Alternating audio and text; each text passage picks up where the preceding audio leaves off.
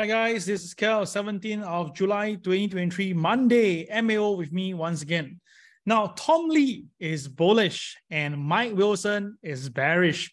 Who will win? All right, this is going to be a very powerful video. You really must watch everything until to the end. But like my picture, pretty cool, right? All right, so let's go on. Disclaimer apply as usual, and thank you, Ames, for the kind sponsorship. Now, remember what I said last Monday. I shared with you guys to book your long position on Friday in the morning. Now, basically, I suspect that the CPI data the next month will be bad. Yes, indeed. Because you can see right now, the main driver that pressing CPI price down is energy.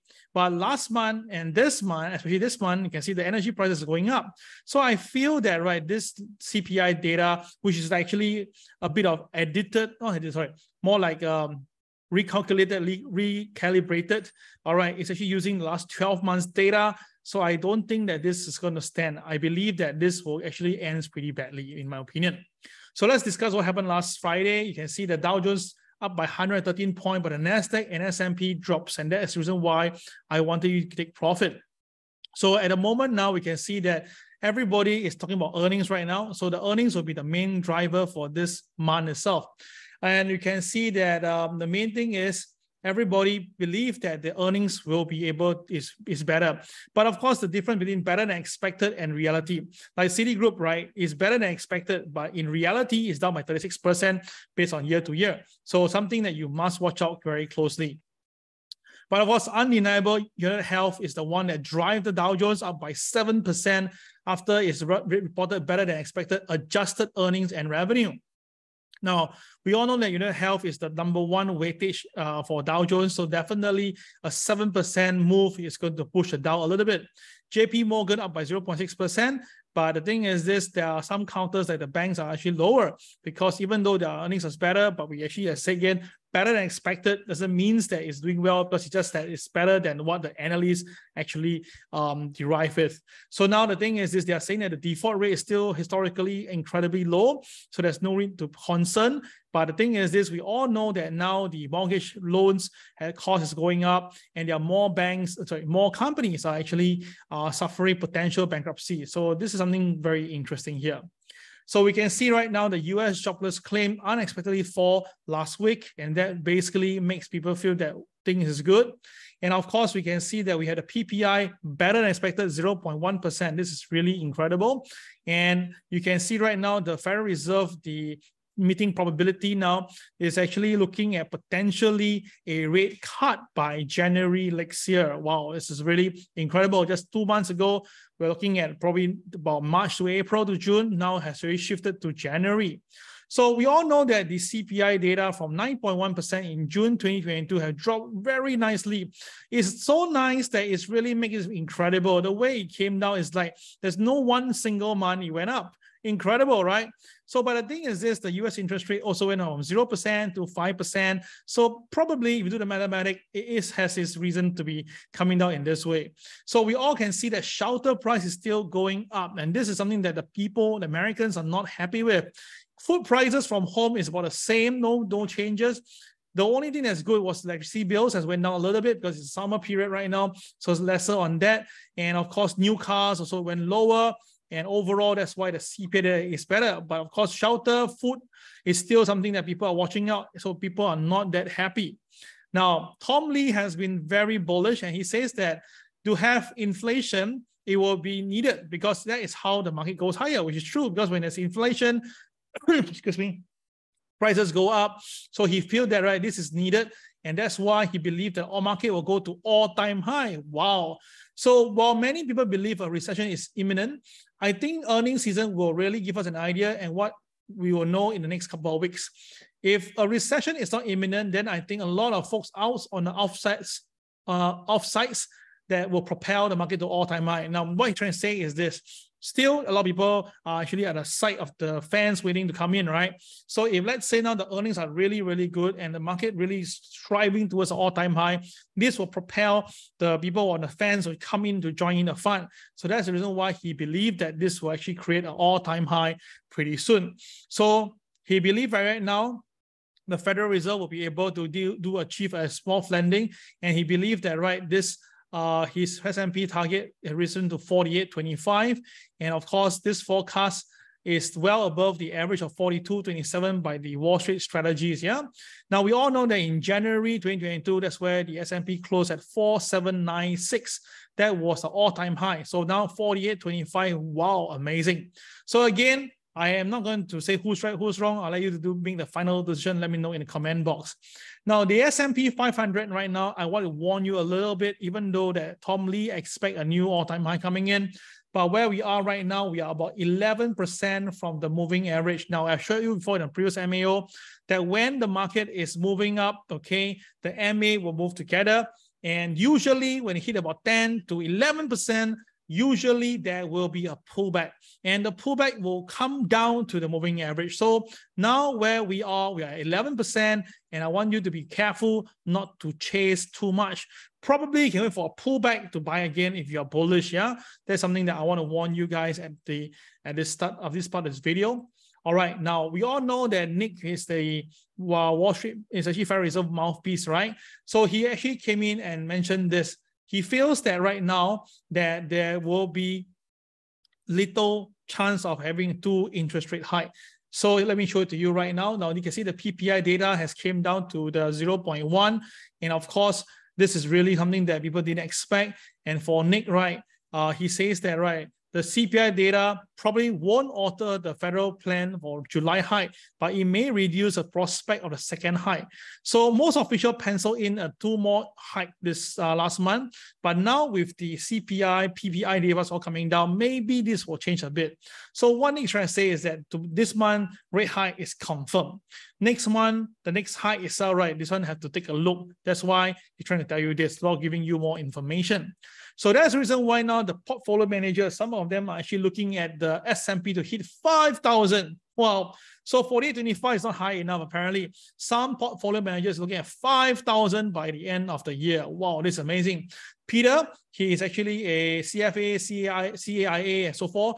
He believes that this will create a uptrust to 5,000. Wow. Okay. So if you are bullish, then this is a very happy news for you. Okay. Now we must understand that how the S&P fares when 80 to 85% of stocks are above the 50-day moving average. So we can see from here itself that whenever it happens, usually the market will be kind of positive, right? So we'll take a look at this here. If the market is now above the 50-day moving average, the S&P should be up by about between 2% to 12% overall. So this is the S&P stock that's above the 200 MA. You can see that we have a very base out level back then, and now it's trading above the moving average. So basically, based on that, we are okay. But if you look carefully in this thing here, I want you to take a look. We have all the tops here, all right? And of course, you can see very clearly that the tops are actually, one of them is somewhere here, then here, and here. So now what we have is the same top, but this is actually lowering. So this is actually not a good sign. In fact, this is a negative divergence. So again, I want you to be careful, because I personally believe that a profit taking should be around the corner. So you don't want to miss out this, okay? And of course, at the same time, while this is going on, short sellers are losing big time. Apparently now short sellers lost about $120 billion for 2023. And of course, the main thing is that they've been shorting non-stop, right? Now the total short interest already hit $1 trillion, because start 2023 was 863 billion. Now it's already more than 1 trillion. And of course, they are shorting the Magnificent Seven, which is the NASDAQ, Tesla, Apple, Nvidia, Amazon, Microsoft, and others, right? So the question is, the thing is that the heaviest shorter counter is still Tesla, followed by Apple, Microsoft, Nvidia, and Amazon. So what do you think, guys? Do you think that the short sellers will win this game, or they are going to be frightened by the bulls? So for me itself, I believe that they should be able to make back some money this month to next month, because I'm actually looking at a bit of selling mode from July to August period, something I mentioned. And in fact, itself, I believe the recession will come in by latest October. Now, my prediction was August, September, but then again, you can see the CPI and PPI, they were so strong. Then of course, I may be wrong, that I may have to move it back to October. But nonetheless, it's all right. If the market really tries to circumvent this and doesn't want this to happen, then of course, I can't help it to admit defeat, right?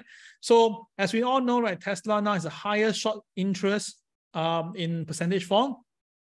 And the stock had went up by twice. Right? So of course, all the short sellers are being fried pretty badly. So all I can say is this, guys, if you want to short sell the market, and you want to see money instantly, I can tell you that it's not the time yet. You want to see money instantly, wait for the market to really U-turn. Now, of course, the industrial production contracts. This is not a good sign. Although we have a good CPI and PPI, but industrial production contracts during recession is always happen. So you can see on the screen right now, every time when the thing goes down to zero, we will see a recession. You can see the gray area. Yes, indeed. Every time it go down to zero, recession is always there. Now, one thing I have changed was back here itself in I think this one, I'm not too sure why this one was during 2016, where the Federal Reserve tried to high interest rate for a short moment, lower interest rate for a short moment. Then after that, it went pivot for a while, remember? Then after that, the market couldn't accept it. The market turned up itself. The Fed actually increased interest rate back then, and that's where the market couldn't take it, and the Federal Reserve had no choice to reverse their position. So my bet on that.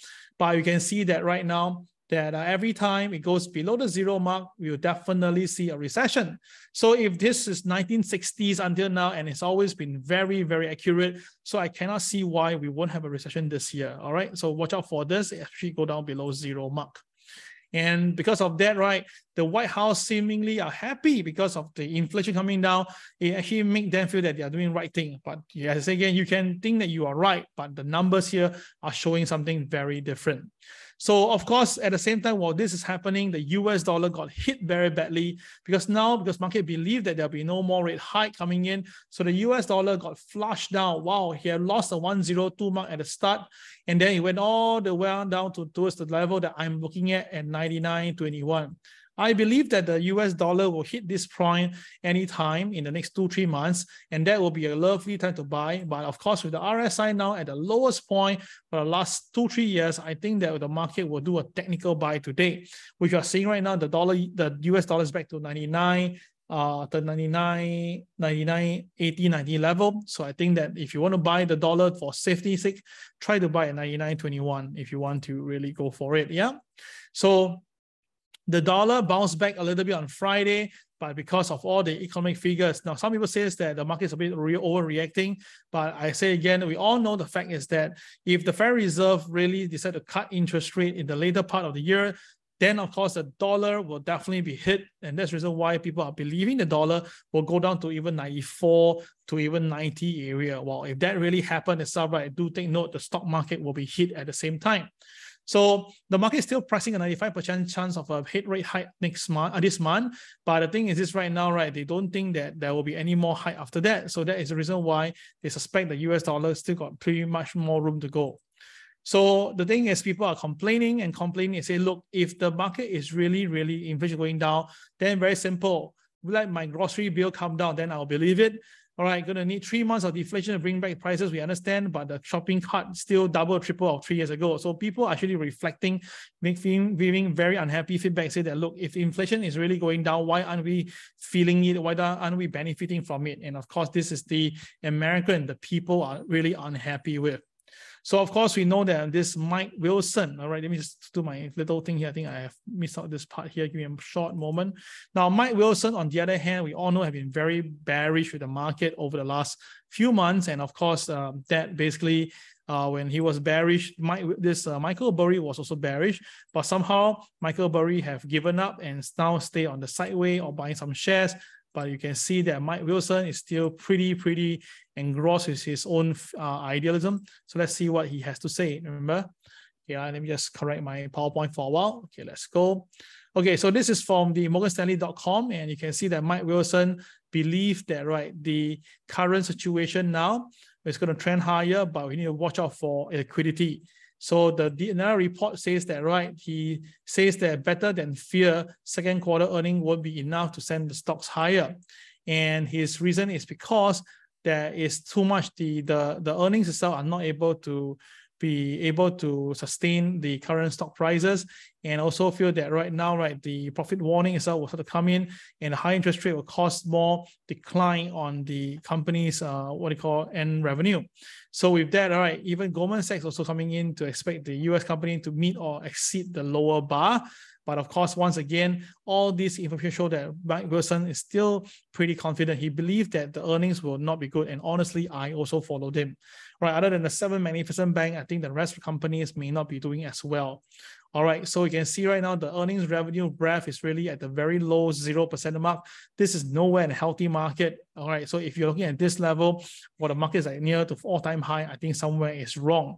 And of course, Mike Wilson believed that the global liquidity has driven stock this year, and the current sell signal is a divergence between the Federal Reserve support and the S&P. Now you can see the S&P at the moment now, and the this change in liquidity is very far away. They usually move in tandem, but now it's so far away. So basically means that right, something is definitely going to break in the market. It's just a matter whether is it going to be the S&P going to come down or the market going to go backward and go up. So with the last slide here itself, you can see that the Federal Reserve consumer credit for a long while has become negative again. The last time we saw this was 2020, and we all know what happened. That was pandemic.